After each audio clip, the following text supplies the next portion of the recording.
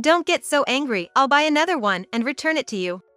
I had my husband's watch stolen by a neighbor who is notorious in the neighborhood for her messiness. And it was worth $18,000 at the time. You're really gonna replace it, right? I decided to tell this neighbor, who's keeping her cool composure, the truth after my final confirmation. My name is Donna William. I live in an average household. I work part-time from morning until noon and take care of the house in the evenings.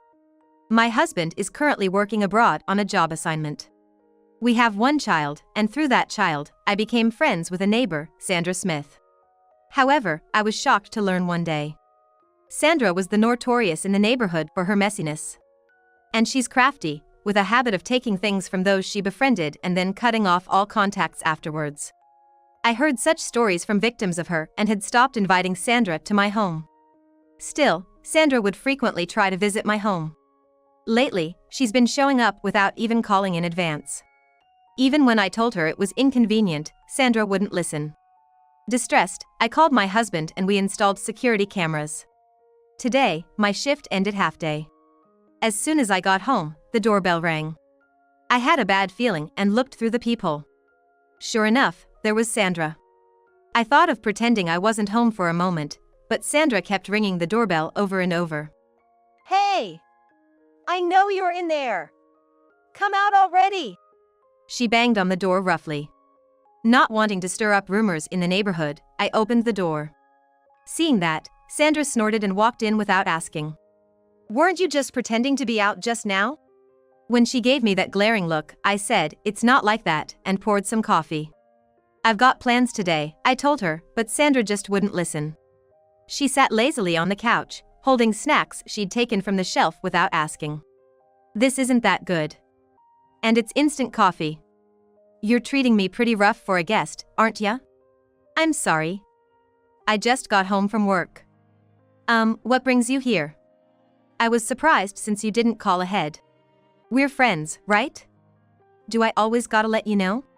I told her that's not the point and tried to end the conversation with her quickly. Ever since I started avoiding Sandra, she's been making snide remarks and complaints like she did just now. Her selfish behavior also started around that time. My husband's gonna be late today. Oh, maybe you could invite me for dinner? You're gonna be alone anyway, right? No, my child will be home soon. So what? One more person won't hurt, right? Listening to Sandra's audacious comments, I was upset deep down. But I couldn't outright refuse, and that night, I ended up having dinner with Sandra. After we ate, Sandra went through my kitchen and even started drinking. After soothing my worried child to sleep, I went to the living room where a tipsy Sandra awaited. It's getting late. As I started to say this to Sandra, she glared at me with a wine in one hand and a bright red face. You telling me to leave? I came all this way to hang out. Sandra frowned, clearly unhappy. She seemed pretty drunk. Since then, she slurred her words, scolding me and insisting that if I wanted her to leave, I should drive her home. I couldn't, especially with my sleeping child at home alone. But Sandra just started making sarcastic remarks again, as if ignited. At that moment, I noticed the bottle of wine Sandra had opened. It was the wine I had been saving to drink with my husband. I had saved up from my part-time job to buy that wine, a $1,000 bottle. I couldn't help but raise my voice. Did you drink that wine all by yourself? This one? Yeah. Got a problem? That bottle costs $1,000. I bought it for a special occasion, to open on our anniversary. Sandra then laughed heartily. Seeing my frustration, she mocked me, saying, "It's just $1,000. My husband is a doctor, so he can buy as much of this wine as we want." Your husband really doesn't earn much, does he? Sandra said, mocking my husband in the process. I was so frustrated, I bit my lip. Come on. Getting so upset over just a cheap bottle of wine? You're so petty. If anything, you should be grateful. Someone with taste like mine is drinking your wine. Enough is enough. Please leave now. But Sandra just gave a nonchalant reply and made a phone call. A few minutes later, the doorbell rang. Wondering who could it be at this hour, I checked the video intercom and there stood Sandra's husband. Finally, you're here, Sandra said as she staggered toward the door, leaving her mess behind. I couldn't just let her go on dropping things everywhere, so I helped her to the door. My husband is a doctor and he's super busy. He earns a lot and still comes to pick me up. I'm so lucky to have such a wonderful husband. Isn't your husband working out of state? He's hardly ever home. Maybe he's got someone else over there? Sandra chuckled mischievously. I was starting to feel repulsed by Sandra's baseless speculations. I just wanted her to leave and never come back. Although I glared at her with all my might, she didn't seem to care. You should leave your husband and snag an elite one like mine. But I guess that's too much for you, Sandra said cheerfully as she left. Her husband gave me a pained look, nodded silently, and went after her. 2 days later. Right after I returned from shopping, Sandra showed up again. I'm pretty busy today, I mentioned, but Sandra replied, I just need to use the restroom. I was hesitant, but then thought, what's the harm in letting her use the bathroom? Just then, a delivery arrived. Rushing to the front door in a hurry to receive it, I found Sandra comfortably lounging in the living room when I returned. As I exclaimed, oh, I noticed Sandra smirking and munching on the cake I had stored in the fridge. Just taking a little break. This is horrible. I shouldn't have let her in. I tried to tell her I had chores to do, but Sandra showed no signs of leaving. Frustrated, I left Sandra in the living room and went back to my chores. That was a mistake. When I finished cleaning up the kids' room and returned to the living room, I found Sandra rummaging through my shelves, apparently looking for anything valuable. Hey, stop that. What the heck are you doing? I hurriedly grabbed the box that held my husband's treasured watch. Sandra shot me a displeased glare. Hey, why is this watch stored so carefully? What's the story? I tried to dodge the question, but Sandra pressed on. Reluctantly, I explained. It's a limited edition from overseas, cost about $18,000 back then.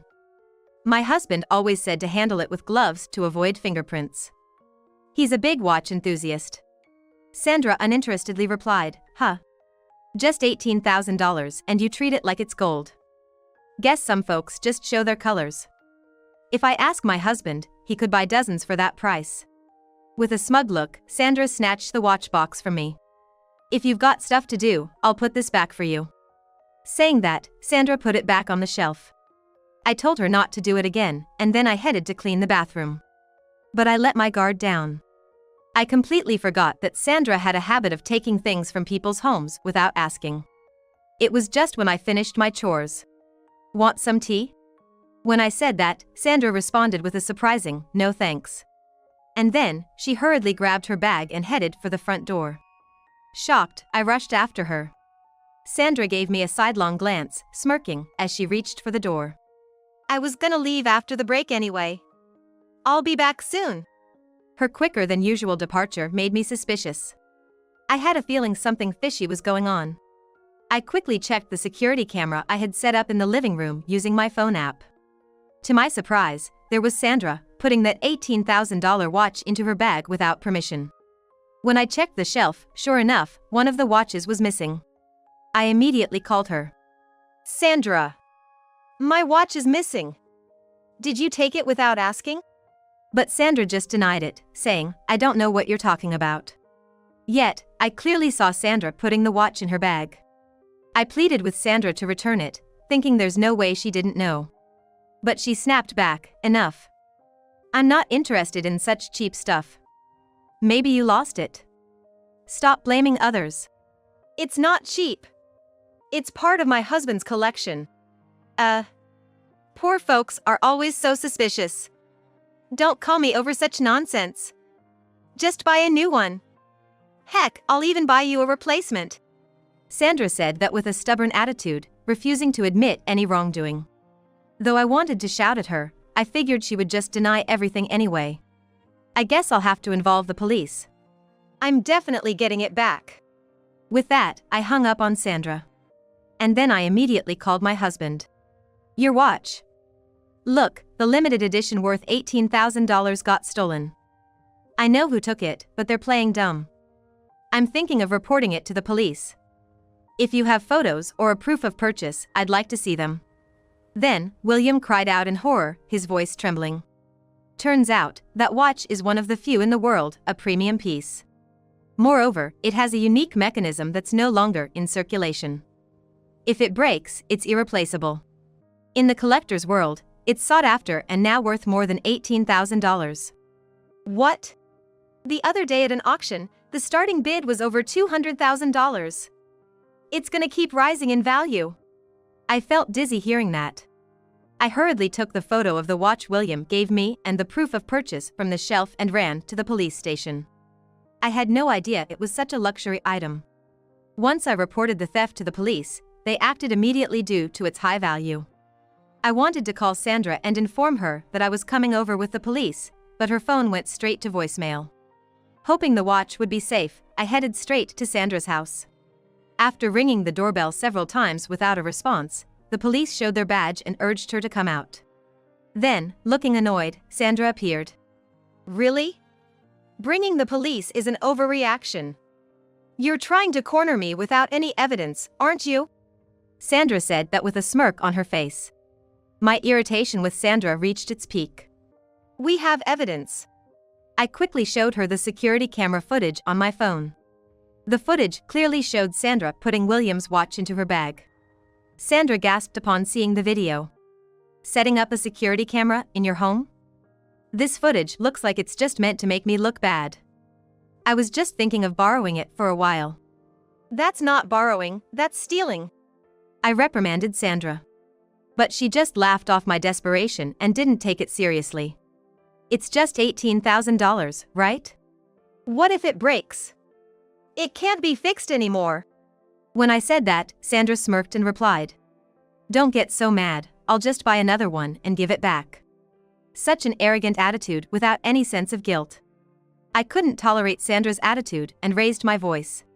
You steal someone's precious item and have the nerve to act like this? I know you've been taking things from various people without permission. When I said that, Sandra's face turned red and her eyes narrowed. Excuse me. Stop making these weird accusations. Sandra muttered, "This is why I hate poor folks," looking at me with an exasperated expression. The feeling is mutual. I asked the police, "Can't you arrest her?" And the officers said they could if they had evidence and if the stolen watch was in this house. You'll never get inside my place. All this fuss over a mere $18,000? I could sue you for defamation. Sandra said that glaring at me. I glared right back at her. Can I ask something? If you claim you borrowed it, you still have the watch with you, right? You haven't lost it or sold it? Of course. I just borrowed it. Even if I lost it, I'd compensate. $18,000 is nothing considering my husband's earnings. Sandra said, flaunting a smug smile. Acting so confident, laughing like she still has the watch. So, you really gonna buy it and give it back? When I pressed further, Sandra, out of frustration, promised she would buy and return it if it was damaged or lost. To make sure she couldn't weasel out of it, I recorded her words on my phone. Why are you so persistent? Do you really want to paint me as a thief? It's just a watch after all. I told Sandra what my husband had told me. Actually, when that watch was purchased, it was $18,000. Now, it's become a collector's item and is worth at least $200,000. Sandra, hearing my words, stammered and started to sweat. No way. That's a bluff. You're trying to trick me. It's true. Look at this. I showed her a screen my husband sent me. On an auction website, the price has now soared to $280,000. Sandra stared at the screen, her face pale as stone. If you return the stolen item now, I won't ask you to buy it. When I said that, Sandra frantically rummaged through her bag by the entrance. Then, she roughly handed over something. It was my husband's watch. But the face was cracked and it had scratches. What? How did this happen? When I looked at Sandra in shock, she defensively claimed it was broken from the start. I told her that couldn't be the case, but Sandra kept insisting she didn't know. I decided to show Sandra a picture my husband had taken. This is a picture my husband took when he got home this month. It isn't broken, right? Then, Sandra started accusing me of breaking it. I shook my head in denial. I never touch my husband's collection with my bare hands. He always uses gloves, too. You remember me explaining that, right? If we do a fingerprint test, we'll instantly know who broke it. You can't prove anything. You might have wiped it down after touching it. Well, let's do this then. We have a week's worth of security footage. Let's review it and see if I ever touched it with my bare hands. If the only person we see touching it is you, that's pretty incriminating, isn't it? I handed over my phone to the police. The officers checked it immediately. Sandra, with a pale face, tried to stop both me and the police, but she was apprehended on the spot. I won't let this slide. You promised, right? If it's broken or lost, you'd buy a replacement. I never said that. Yes, you did. I've got the recording. Stop resisting now. Admit to what you did and take responsibility.